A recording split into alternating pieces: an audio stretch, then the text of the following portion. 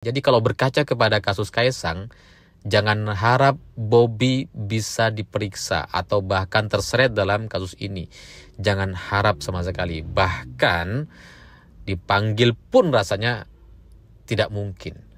Karena Kaisang yang sudah sejelas itu pun tidak diproses. Tidak dilakukan klarifikasi, malah disuruh klarifikasi sendiri. Malah justru saya curiga ketika kasus ini ditangani oleh KPK, yaitu ya disengaja gitu. Ya supaya bisa mengamankan seorang Bobi Nasution.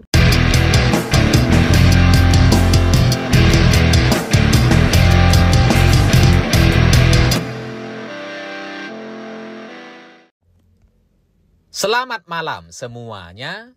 Topan Obadja Putra Ginting kemarin ditangkap oleh KPK karena kasus korupsi proyek jalan di Provinsi Sumatera Utara.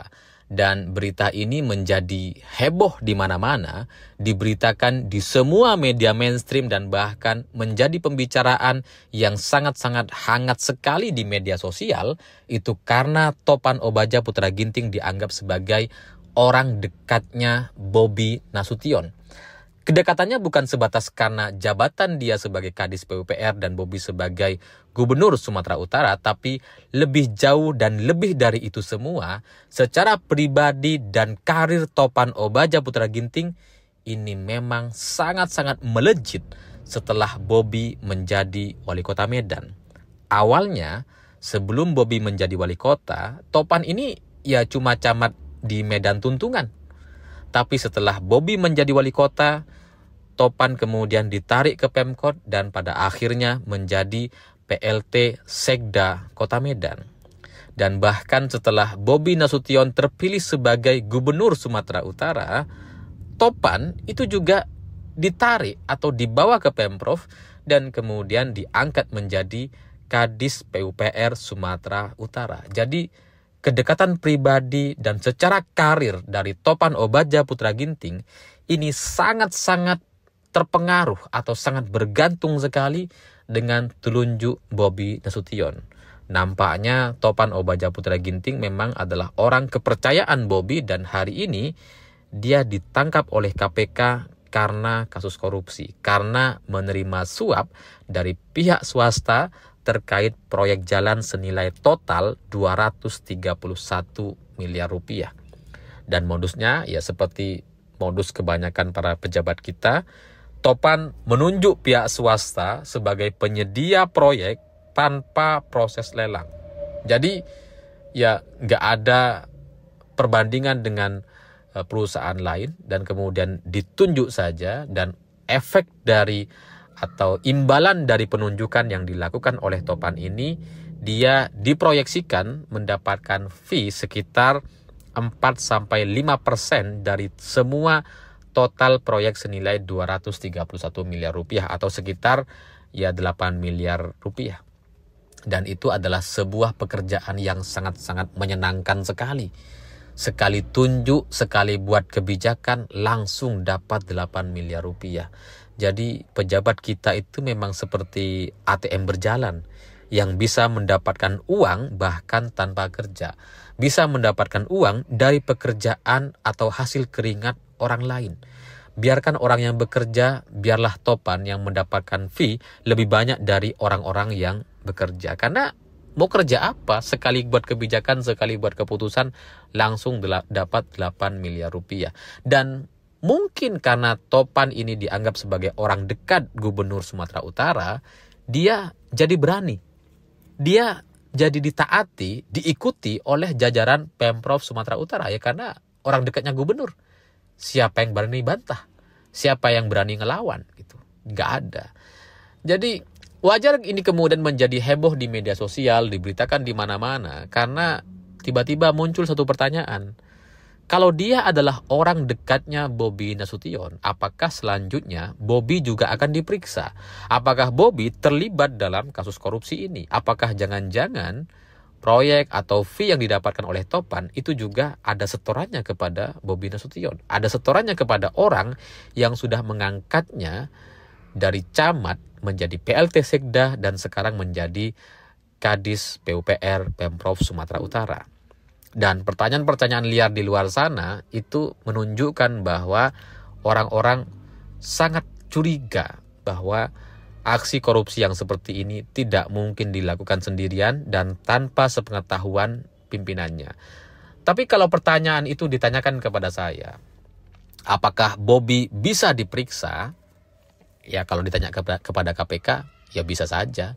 Tapi kalau itu ditanya kepada saya, jawabannya secara tegas saya bilang jangan berharap. Jangan harap Bobby diperiksa. Jangan harap Bobby jadi terlibat atau terseret dalam kasus ini. Karena ketika ini ditangani oleh KPK, ini udah pasti Bobby akan aman dan Topan akan menanggung kasus ini sendirian. Ya mungkin nanti vonisnya tidak terlalu lama. Karena kalaupun bahkan misalkan nanti Bobi Nasution disebut di persidangan, dia terlibat dan ada saksi yang menyebut keterlibatan Bobi dan sebagainya, pada akhirnya itu tidak akan berpengaruh apa-apa. Karena secara pribadi saya sangat sulit sekali percaya kepada KPK kalau berkaca kepada kasus dari Kaisang Pangarep. Karena kasus gratifikasi yang diterima oleh Kaisang lewat jet pribadi dari Jakarta ke Amerika itu sudah sangat-sangat jelas atau terang benderang. Tapi KPK punya 1001 alasan untuk tidak memprosesnya. Oh, karena KPK tidak tahu alamat bersurat kepada Kaisang untuk meminta klarifikasi, jadi KPK bingung mau bersurat kemana. Bingung katanya.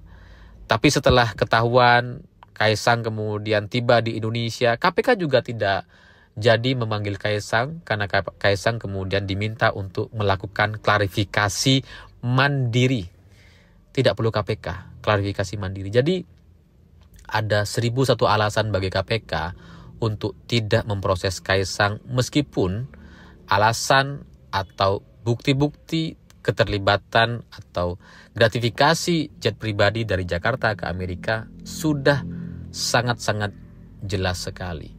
Dan KPK seperti menerima saja kalau misalkan Kaisang beralasan, oh itu nebeng, oh itu sekalian berangkat bersama temannya. Jadi setolol apapun alasannya, KPK rasanya masih tetap akan percaya. Jadi kalau berkaca kepada kasus Kaisang, jangan harap Bobby bisa diperiksa atau bahkan terseret dalam kasus ini. Jangan harap sama sekali. Bahkan dipanggil pun rasanya tidak mungkin. Karena Kaisang yang sudah sejelas itu pun tidak diproses. Tidak dilakukan klarifikasi. Malah disuruh klarifikasi sendiri. Malah justru saya curiga ketika kasus ini ditangani oleh KPK, yaitu ya disengaja gitu. Ya supaya bisa mengamankan seorang Bobi Nasution atau menantunya Pak Jokowi. Saya malah curiga itu ya sengaja dibuat pengamanan supaya tidak merembet kepada Bobi. Karena ya kalau ditangani oleh Kejaksaan Agung ini nampaknya bisa kemana-mana. Tapi kalau KPK yang menangani kan ya bisa lebih aman dan ya itu semua berkaca kepada apa yang terjadi kepada Kaisang. Jadi ya sudahlah, kasus korupsi di Indonesia itu jangan terlalu diharapkan bisa kemudian ditindak secara adil dan semua pihak yang terlibat bisa diproses secara hukum, karena pada akhirnya yang lebih berkuasa dari hukum itu adalah politisi dan segala jabatan-jabatan yang berada di pundak mereka. Jadi ya kepada KPK saya sih nggak yakin gitu. Tapi kalau KPK kemudian bisa memanggil Bobi karena kasus ini, itu patut untuk kemudian kita masukkan ke dalam salah satu keajaiban dunia. Karena KPK memproses atau setidaknya memanggil keluarga Jokowi.